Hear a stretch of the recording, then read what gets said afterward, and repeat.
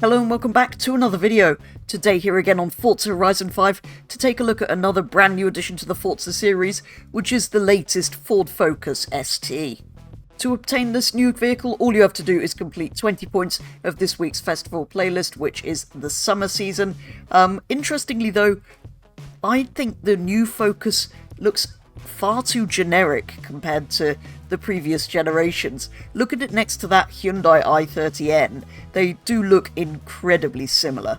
Anyway, I've got my 20 points by doing the trial, the danger sign, speed trap, the photo challenge, and the 4 monthly rivals. Being such a mainstream car though, I'm sure most of you are already fairly familiar with it, so let's not spend too long focusing on the details. The only thing I will say, as I'm sure you know by now, that this is the last generation of Ford Focus ever, with this being the last year of production, which is very sad news indeed.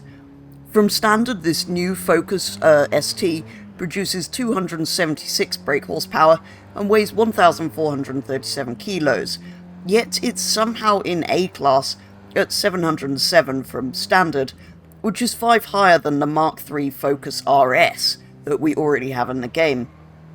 That car though produces 350 horsepower and is only 100 kilos heavier than this car, so quite why this one's higher, I'm not really sure. Anyway, as a bit of a comparison to that other Focus and some older ones before I headed back to the garage, at this point we thought we would compare this latest Focus to a selection of other Foci in a drag race. Wait, the 2017 is also in A-Class? Yeah. Yeah. So why was everyone so surprised about this being an A-Class? Is it slower? This front-wheel driving has less power. It's a ST versus an RS. I know, but that RS is old.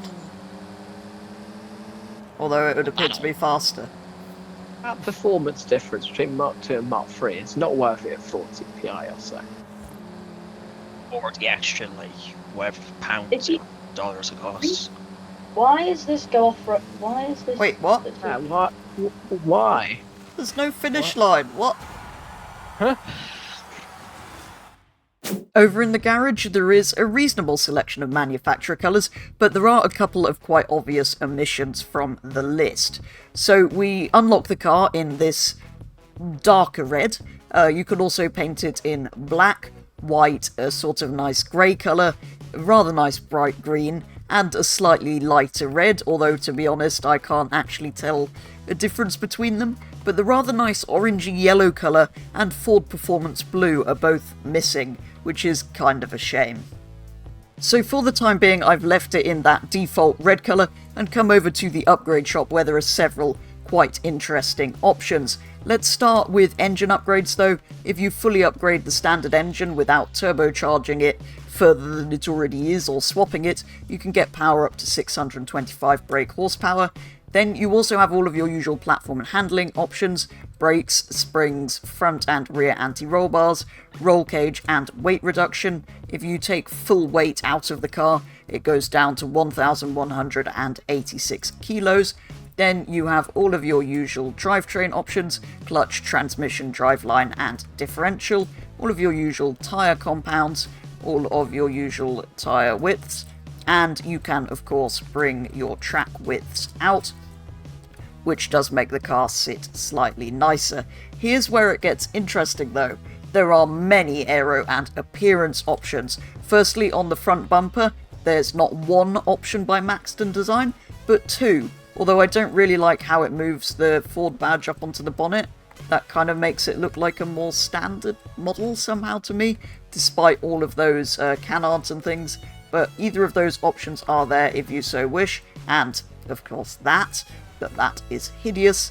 Then at the back we also have a Maxton Design wing, as well as the usual horrible Forza aero, and two options of Maxton Design rear diffuser to go with the two front bumpers.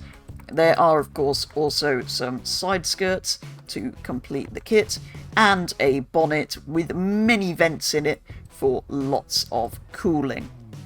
I will put up an image on screen here of what the first full Maxton Design setup looks like. and one with the other front and rear options.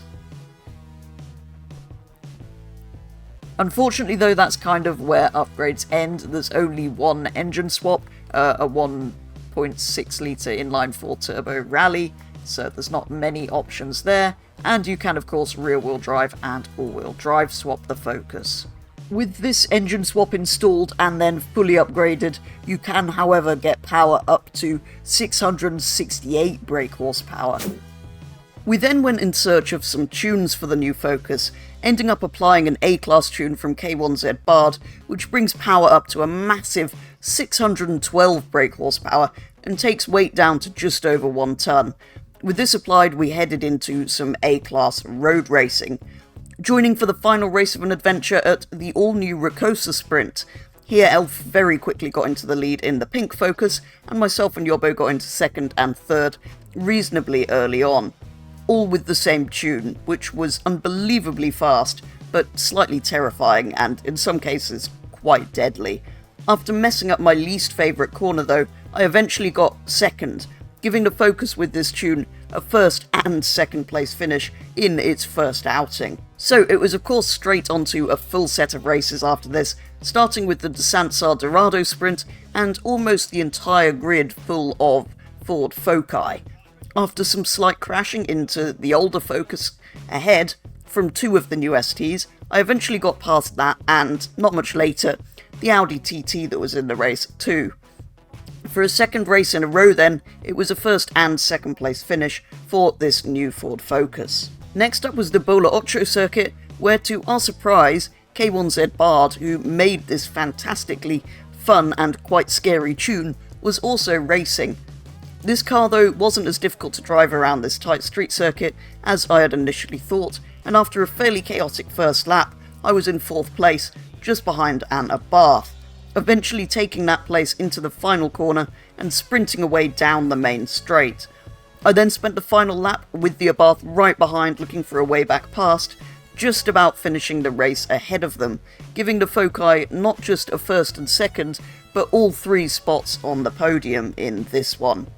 And finally we were off to the Lookout circuit, where the chaos of unghosting pushed me immediately out of a checkpoint. I then spent the rest of the race trying to salvage as many places as I possibly could, but ended up only managing to climb as far as 7th place. Although that final race hadn't gone all that well, the tunes seemed pretty rapid, even if slightly insane to drive, so we decided to do another set of races, starting with the Lanús Sprint, where the Foci pretty quickly occupied the top 4 places, where they stayed for the rest of the race, claiming a first, second, third and 4th place finish. Next up was the Copper Canyon Sprint, which got off to a great start. Here I just about managed to stay with the Focus ahead for a couple of corners, before of course messing up that corner, and then clipping a wall, which sent me into a railway bridge and put me in last. I then tried to go too fast to catch up again, and fell off a bridge, and well, that was kind of that. And finally we were off to the Arch of Moulahay circuit, where I for some reason cut a checkpoint a little bit too much where I really didn't need to be pushing, and of course fell to last, missing it entirely. Just like at Lookout in the previous set of races, I then spent the rest of the race trying to salvage as many places as I possibly could, this time managing to get back up to 4th, where I probably would have finished the race anyway. There were though only 6 racers, so that wasn't really much of an achievement. As you probably gathered from the fact we did 2 full adventures with this tune, I was really enjoying driving it. The car was rapid on the straights as I said, and didn't handle too badly once you got used to controlling the thing and avoiding the catastrophic understeer, which only really happened if you got on the power too aggressively. I don't think I'm anywhere near getting the most out of it yet, but I was getting more and more used to this slightly chaotic driving style with this tune applied, so I am going to leave it on the car for the time being and use it in A-Class again in the future, I think. And that is going to do it for a very first look at the brand new to Forza Mark IV Ford Focus ST here on Horizon 5. From standard, I think the PI is a little bit unfair on it. but it did almost keep up with that RS, although really it should be faster than it, given it's higher rated. Anyway, it has some interesting upgrade options, some visual mods that you can do to the ST, which is always good to see, even though I don't necessarily want to do that to my one. Slightly disappointingly, it didn't really look like it was going to manage to get into B-Class, and I'm not sure it's going to do that all that well, just because of tyre compounds and things. But with an A-Class tune, it was surprisingly good. Despite being a little bit scary to drive, it was incredibly fast on the straights, and as you saw from those races, it did reasonably well, although maybe not against the toughest competition. But yeah, I'm super pleased to see this thing in the game, just kind of sad that the Focus is coming to an end. As ever though, do let me know your thoughts on this brand new addition to Forza Horizon 5, but for today's video that is going to be all, so thank you very much for watching, and I'll be back with the next one very soon.